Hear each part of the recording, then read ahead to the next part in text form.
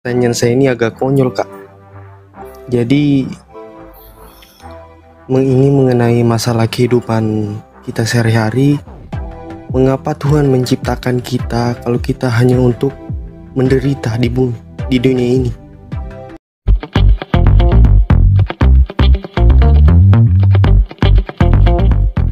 Matius 6 ayat 33. Tetapi carilah dahulu kerajaan Allah dan kebenarannya, maka semuanya itu akan ditambahkan kepadamu. Amsal 20 ayat 5. Rancangan di dalam hati manusia itu seperti air yang dalam, tetapi orang yang pandai tahu menimbanya. Amsal 19 ayat 21. Banyaklah rancangan di hati manusia, tetapi keputusan Tuhanlah yang terlaksana. Tema kita pada hari ini adalah Kristus sebagai Sang Injil. Dan tema kita ini dilatar belakangi oleh bahwa semua orang Kristen, semua orang yang hidup di bumi ini, dan orang-orang percaya yang tentunya adalah orang-orang percaya, pasti mereka memiliki panggilan mereka masing-masing. Panggilan secara umum, panggilan secara khusus, dan panggilan pribadi. Dan orang-orang yang tidak meresponi panggilannya kepada Tuhan adalah orang-orang yang meninggikan diri atas Tuhan itu sendiri. Ya, jadi kita mau bahas banyak hal pada malam hari ini. Kalau kalian mau bertanya, silahkan. Ya, kita mulai ya.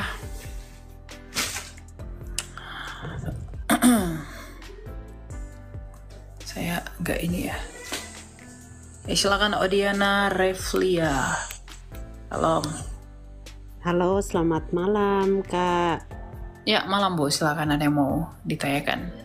Ya, ini saya mau bertanya, maksudnya mau tanya sedikit.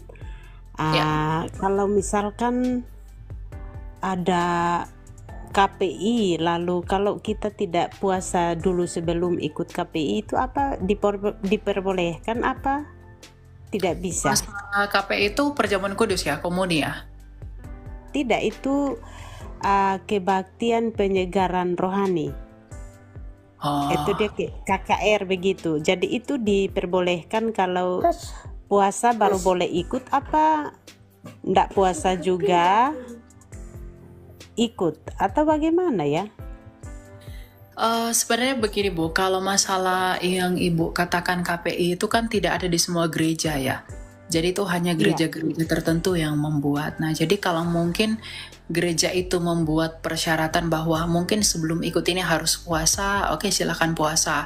Kalau mungkin nggak diwajibkan puasa, ya nggak apa-apa. Tapi yang perlu kita ketahui begini, esensi berpuasa itu apa? Tuhan Yesus itu pernah berbicara tentang hal berpuasa. Tuhan Yesus itu sedang mau, kan Tuhan Yesus berkata, kalau kamu puasa, janganlah orang lain tahu kalau kamu sedang berpuasa. Ya, minyakilah rambutmu, basuhlah wajahmu, agar tidak ada yang tahu bahwa kamu sedang berpuasa. Jadi esensi berpuasa itu adalah kita itu merendahkan diri dengan menolak kedagingan kita. Ya, jadi Anda boleh berpuasa, Anda boleh tidak berpuasa. Itu terserah Anda kapanpun yang bisa Anda lakukan ya silahkan. Karena tujuan puasa itu bukan tentang menunda makan minum, bukan tentang menunda lapar, tapi tentang apa? Kita merendahkan diri di hadapan Tuhan, kita menjadi miskin di hadapan Allah. Kita menjadi miskin di hadapan Allah dengan merendahkan diri, dengan menolak apa yang masuk ke dalam tubuh kita, dalam hal ini adalah makanan. Makanya dalam Matius 5 Tuhan Yesus berkata, berbahagialah orang miskin di hadapan Allah. Orang miskin di hadapan Allah itu bukan tentang materi, tetapi orang yang mengakui dan menyadari bahwa dia adalah orang yang rendah di hadapan Allah gitu. Jadi esensi berpuasa itu di situ. Iya, lalu gitu ya. Saya mau, bisakah saya bertanya lagi yang kedua, bisa? Boleh? Halo? Ya, silakan. Ya, pertanyaan yang kedua. Ya, silakan. Selama ini, selama dari 2021, saya itu punya masalah di gereja. Nah, di gereja itu karena ada masalah status tanah nggak jelas, lalu saya itu diberhentikan dari penatua gitu. Lalu kemudian itu saya tidak pernah ikut gereja, saya cuman ikut gereja online. Saya ikut gerejanya online dari pendeta Melato, kadang dari Pak Gilbert, kadang dari Pak Esra Suru. Kak Elia sendiri juga kadang saya ikuti di TikTok. Nah itu yang membuat saya ada satu pertanyaan, apakah saya tidak gereja tetapi saya maksudnya tidak macam-macam, tidak membuat orang lain merasa, artinya tidak merasa dengan keberadaan saya tidak gereja pun saya diam-diam. Apakah saya salah kok kalau saya tidak ke gereja, itu saya salah kah? Ya, tujuan ke gereja itu ngapain dulu, Bu? Kalau kita ke gereja itu bukan untuk main-main. Kenapa kita perlu wajib ke gereja? Karena di dalam gereja kita bisa bersekutu, mengaku dosa, saling bersaksi, dan juga yang paling penting adalah di dalam gereja kita bisa menerima tubuh dan darah Kristus. Tapi Jadi dengar dulu. Kalau Anda tidak ke gereja hanya karena permasalahan Anda sombong. Maksud saya begini, masa kamu menyalahkan Tuhan atas kasusmu dengan manusia? Kamu ke gereja bukan untuk ketemu manusia, dan gereja itu bukan milik manusia. Itu milik Allah. Gitu. Iya. Jadi jangan salahkan Allah. Jangan kamu memutus relasimu dengan Allah, dan jangan mempersalahkan dia atas kesalahan yang tidak Allah perbuat sendiri. Disitulah kedewasaan itu diuji, Bu. Makanya Tuhan Yesus berkata begini dalam Matius 5 ya, ayat 23. Sebab itu jika engkau mempersembahkan persembahanmu di atas mezbah, dan engkau teringat akan sesuatu yang ada dalam hati saudaramu terhadap engkau, tinggalkanlah persembahanmu itu di depan mezbah itu, dan pergilah berdamai dahulu dengan saudaramu, lalu kembali untuk mempersembahkan persembahan itu. Ini tentang pengampunan. Karena kalau niscaya Anda mengampuni orang yang bersalah kepada Anda, ya, Anda nggak akan menghasilkan buah-buah yang seperti itu. Gitu. Nggak ada alasan, jangan membela diri. Jadi nggak ada alasan, wah mereka benci saya, mau mereka benci sama Anda apa segala macam, apapun kasus Anda dengan mereka, itu ya silakan saja. Tapi jangan persalahkan Allah atas apa yang tidak Allah lakukan. Nanti Tuhan tuntut itu loh. Gitu. Saya bukan menghakimi Anda ya. Saya memberitahu Anda, ini tentang pengampunan. Sebagaimana Kristus mengampuni orang yang tidak bersalah. Lalu seandainya pun dia bersalah, mengapa kita tidak memberi pengampunan kepada mereka? Oh, saya sudah mengampuni. Kalau kamu sudah mengampuni, pergi ke gereja. Karena ke gereja kamu bukan mau ketemu mereka. Kamu ketemu dengan Tuhan di sana. Dan berapa banyak orang di gereja yang ibu sendiri tidak tahu. Orang-orang ketika melihat Anda, mereka bisa bertobat, mereka bisa berbagi bersama, bisa memberi berkat, bisa mendapat berkat. Begitu. Jadi, jangan, orang Kristen yang dewasa rohani itu tidak akan seperti itu. Ya, jadi ke gereja, jangan nggak ke gereja. Jangan, di dalam Ibrani dikatakan begini, jangan biasakan, ya, nanti kita buka ayatnya ya. Ibrani, bentar ya, saya buka. Iya. Ibrani 10 ayat 25. Coba Ibu baca sendiri dalam Alkitab. Kalau Ibu ada Alkitab, coba dibaca. Iya. Ibrani 10 ayat 25. Ya. Coba dibaca. Ibrani 10 ayat 25. Sebentar. Ibrani 10 ayat 25.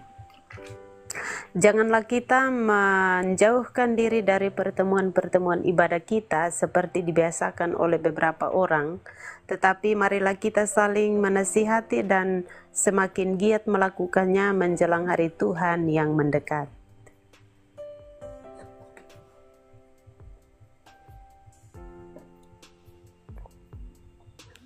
Halo? Ya. Jadi gimana? Udah dapat kan? Sudah. Ayatnya? Sudah. Jadi apa yang dapat Ibu simpulkan dari ayat itu?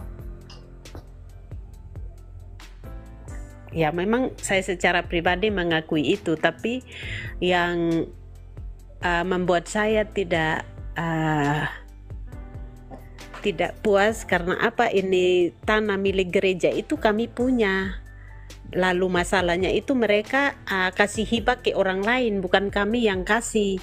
Lalu terjadilah masalah ke sinode, lalu kami kembali ke sinode tidak mampu atasi itu, lalu kami dikembalikan ke tangan penguasa kalau kami istilah di NTT sini penguasa kerajaan, itu kembalikan kami ke sana. Lalu di situ pun tidak terselesaikan masalah itu. Akhirnya masalah itu sampai sekarang belum selesai. Lalu apakah masalah nggak usah panjang lebar, apakah masalahmu itu akan terselesaikan kalau Anda tidak ke gereja?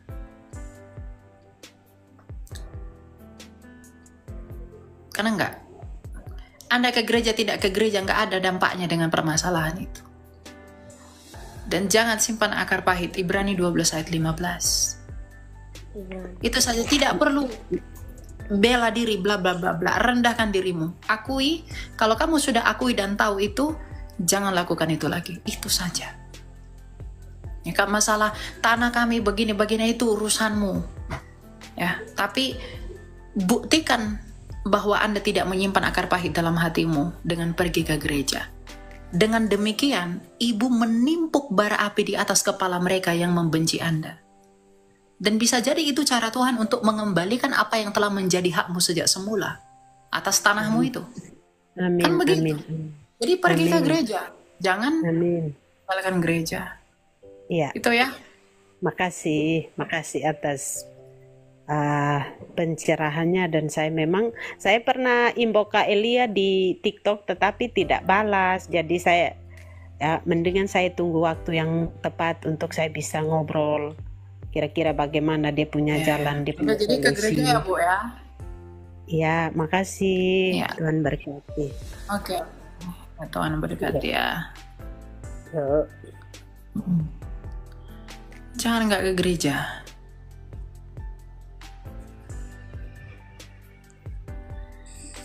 Banyak kali nih kalian yang mau naik ini. Ya, silakan Ade Eryani. Halo, shalom Kak. Mau tanya, ini saya kan udah umur 25 tahun tapi belum dibaptis dan belum ada. Kenapa belum dibaptis kamu? Iya, saya. Iya, jadi intinya saya mau nanya nih, kan saya belum ada dibaptis dari kecil, belum ada naik CD dan lain-lain lah di gereja. Jadi kira-kira nih Kak, ada nggak masukan selain harus segera dibaptis ya? Selain harus segera dibaptis, kira-kira masukan yang mungkin, karena saya pernah dengar katanya doa yang belum pernah dibaptis itu nggak akan dijamah sama Tuhan. Mungkin ya, saya nggak mau dibaptis karena orang tua saya, keluarga saya gereja di satu tempat yang saya memang nggak kenal di situ. Lebih tepatnya ke gereja HKBP.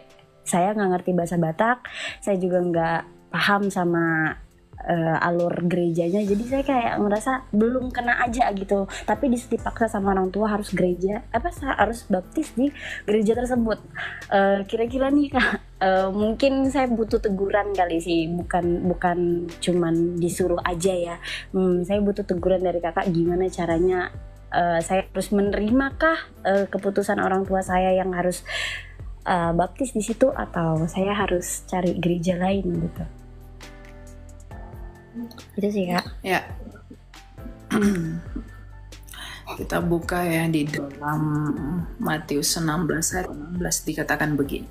Kamu harus mengerti dulu, baptisan itu sepenting apa dalam iman Kristen gitu ya. Nah, di dalam Markus 16 ayat 16 dikatakan begini. Siapa yang percaya dan dibaptis akan diselamatkan, tetapi siapa yang tidak percaya akan dihukum. Jadi kalau kamu mengaku percaya, itu sudah sepaket dengan bukti kepercayaanmu itu, yaitu baptisan yang akan kamu lakukan ketika kamu mengaku percaya.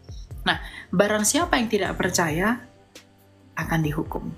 Jadi Kalau memang kamu mengaku percaya, maka kamu harus membuktikan kepercayaanmu itu dengan melakukan apa yang kamu percayai, yaitu baptisan.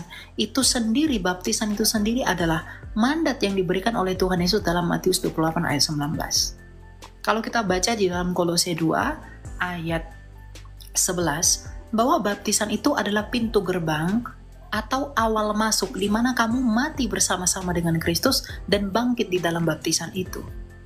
Ya, terlepas dari metode baptisan yang beragam, ada percik, selam, tuang, ya, itu sama-sama benar. Yang penting di dalam satu nama, yaitu nama Bapa dan Anak dan Roh Kudus. Tapi masalahnya, apa yang perlu kamu lakukan? Yang pertama, kamu jangan memberi dirimu dibaptis karena paksaan orang tuamu, tapi oleh karena kesadaran hati nuranimu sendiri. Dan kalau memang kamu tidak bertumbuh di gereja itu, kamu cari gereja lain yang membuat kamu bertumbuh. Dan kamu harus belajar dan memahami benar-benar bahwa gereja itu tidak sesat. Oke Kak, tapi gini, soalnya saya kan... sorry. Kamu cari tempat di mana kamu bisa tertanam. Karena... Gimana? Sorry, jaringannya jelek. Jadi gimana? Saya kan mau dibaptis, saya ada rencana memang mau dibaptis di satu gereja Bethel, tapi orang tua saya tidak memperbolehkan dan dia tidak akan membantu saya dalam pengurusan baptisnya. Itu sih Kak yang jadi kendala, dan saya rasa saya memang nggak bisa di gereja yang di orang tua saya sekarang ini gitu, tapi dipaksa dan mereka tidak mau mengurusnya. Apakah kira-kira saya berdosa nggak ya kalau saya mengurusnya itu sendiri? Jelek ya. Masalah berdosa atau nggak berdosa, mengurusnya sendiri nggak berdosa. Ya kamu tahulah di mana kamu bertumbuh, karena percuma kamu nanti dipaksa orang tuamu harus ke gereja tertentu, tapi kamu yang nggak bertumbuh di sana, kamu tidak dibekali dengan baik di sana, ya untuk apa? Jadi kamu yang tahu, dan yang paling penting kamu mengkomunikasikan itu ke orang tuamu dengan baik dan benar. Biar apa? Biar itu tidak menjadi sandungan bagi mereka gitu. Jadi ya kamu berjuanglah gitu. Dan harus dibaptis, nggak ada istilah nggak dibaptis. Kalau kamu mengaku percaya tapi kamu tidak mau dibaptis, kamu tidak percaya. Orang tidak percaya itu akan dihukum gitu. Ya Kak, berarti gerejanya nggak salah ya. Berarti gerejanya nggak salah ya Kak. Walaupun saya nggak ngikutin orang tua, saya nggak salah lah ya Kak. Nggak salah, tapi pastikan gereja itu benar secara doktrinal dan juga secara praktek. Oke Kak, makasih Kak. Oke. Gitu ya, jadi kita pun harus hati-hati milih gereja, jangan asal-asalan. Sekarang banyak gereja yang nggak jelas, tahap-tahap aja pengajarannya. Yang Yesus itu lebih rendah dari Bapa lah, yang Yesus itu ala minor lah, yang oneness lah, yang apalah, yang gereja malaikat lah. Gereja. Silakan Johnson. Shalom Kak. Shalom. Silakan. Saya mau bertanya tentang mitos-mitos gini Kak. Nah, jadi kebetulan saya itu sekolah teologi. Jadi saya itu diajarkan untuk tidak gak jelas, brother. Sorry. Pakai headset ya. Lepas dulu. Halo, sudah Kak? Oke. Ya. Jadi gini, saya mau bertanya. Kan saya itu orang sekolah teologi, terus saya diajarkan di kampus itu tidak percaya tentang halal atau mitos gitu. Nah, jadi di sini saya mau bertanya kepada Kakak, gimana caranya cara menjawab atau mengasih tahu kepada saudara-saudara kita atau orang tua dari teman-teman kita bahwa setiap itu yang berisik itu apa ya? Mitos-mitos itu itu apa Kak? Yang berisik di belakang itu apa itu? Gak ada sih Kak, ini suara apa itu? Bentar boleh saya cari tempat aman dulu. Ya. Tolong kalau naik ke atas ini ya kondisinya yang enak biar itu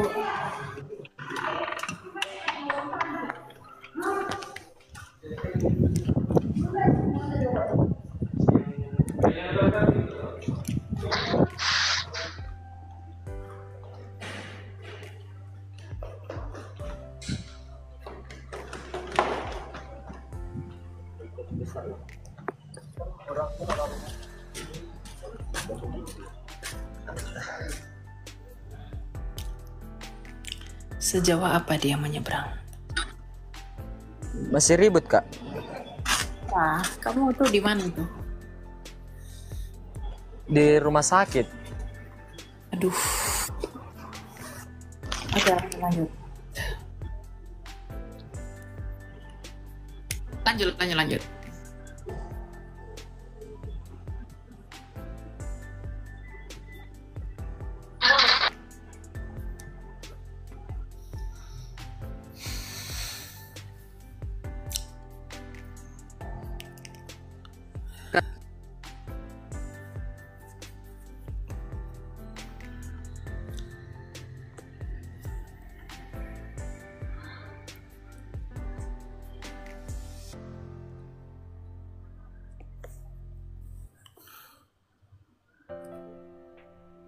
Kok nggak ada ya?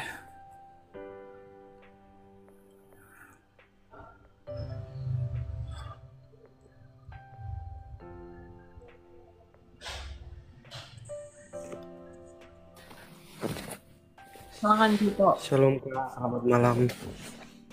Ya, shalom, silakan. Ya, langsung saja. Sebenarnya pertanyaan saya ini agak konyol Kak. Jadi ini mengenai masalah kehidupan kita sehari-hari. Mengapa Tuhan menciptakan kita kalau kita hanya untuk menderita di bumi, di dunia ini? Mengapa kita harus berusaha untuk menyembah Tuhan, berbuat baik kepada semua orang, dan ujung-ujungnya juga kita ndak mungkin dengan dosa kita ini kita ndak bisa mendapatkan kerajaan surga itu Kak.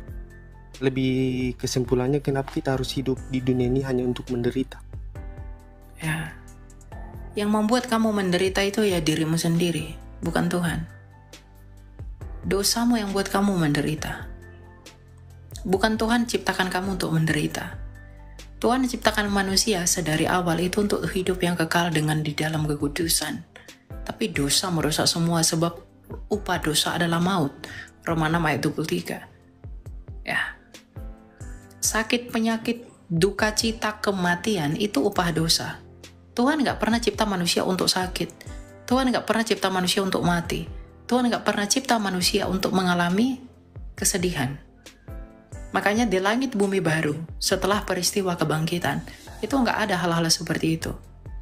Ya, jadi, untuk apa kita hidup untuk menderita dan lain sebagainya segala macam? Ya memang kita hidup itu karena kita itu hidup menderita itu karena dosa-dosa kita. Nah, kalau kamu katakan untuk apa kita menyembah Tuhan, bla bla bla, berbuat baik, kalau toh dosa kita nggak akan bisa mencapai surga. Betul, kamu hebat. Nggak ada yang bisa mencapai surga, tapi surga bisa menjangkau kita. Untuk itulah Yohanes 1 ayat 14, firman itu menjadi daging. Untuk itulah Yesus Kristus yang adalah firman Allah itu menjadi daging untuk menjangkau manusia yang percaya kepadanya agar kita beroleh hidup yang kekal. Ya, Yohanes 3 ayat 16. Ya. Oleh karena begitu besar kasih Allah akan dunia ini sehingga yang mengaruniakan anaknya yang tunggal. Dan Tuhan Yesus sendiri mengaku sebagai jalan dan kebenaran dan hidup, agar di dalam Dia kita bisa bersatu dengan Sang Bapa yang adalah surga. Gitu. Jadi solusinya apa? Pertanyaanmu ini sebenarnya merujuk kepada bahwa ya semua harus datang kepada Kristus. Agar apa? Agar mereka dimampukan untuk bisa bersatu dengan surga. Karena seperti yang kamu katakan, tak ada seorang pun yang mampu bersatu dengan Allah. Tapi kekudusan Allah itu akan menguduskan kita. Tetapi kekudusan Allah itu diperantarai dan diperpanjang tangani oleh siapa? Oleh Kristus yang adalah firman-Nya Bapa. Makanya dalam Yohanes 8 ayat 24 Tuhan Yesus berkata, "Jikalau kamu tidak percaya bahwa akulah Dia, kamu akan mati dalam dosamu." Jadi kekudusan Allah lah yang dialiri melalui Kristus yang membuat kita menjadi kudus. Gitu. Jadi solusinya itu apa? Obatnya itu apa? Kalau kamu sudah menyadari bahwa segala sesuatu sia-sia, itu alkitabiah, brother.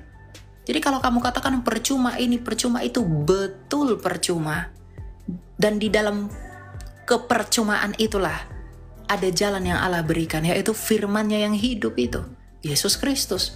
Jadi solusi dari kerusakan kita, solusi dari kemiskinan kita di hadapan Allah itu apa? Percaya Yesus. Karena Yesus yang membawa kita kepada Bapa. Dia perpanjangan tangannya Bapa. Dia yang menganugerahi kita keselamatan itu. Ya, itu bagus. Pengakuan kamu itu bagus bahwa kita memang tidak nggak berguna, betul. Tapi apa kata Rasul Paulus? Justru di dalam kelemahanku inilah kuasa Kristus menjadi nyata. Karena kalau seandainya kita tidak lemah, tidak mungkin Kristus datang ke dunia. Gitu. Ya. Iya Kak. Ya makasih Kak. Makasih banyak. Ya. Ada lagi yang mau kamu tanya?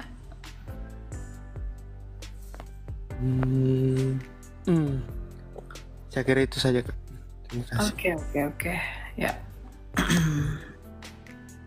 Terima kasih Kak. Oke. Jadi gitu ya. Itu pertanyaannya bagus itu. Nah, kalau dijawab dengan tepat itu pertanyaan bagus. Ya. Karena justru ketidakmampuan kita itulah yang membuat kita dikasihani oleh Allah melalui Yesus Kristus. Dan untuk itulah karya Allah itu dinyatakan melalui Dia. Gitu loh, ya. Jadi poinnya di situ. Beginilah firman Tuhan, penebusmu, yang Maha Kudus, Allah Israel.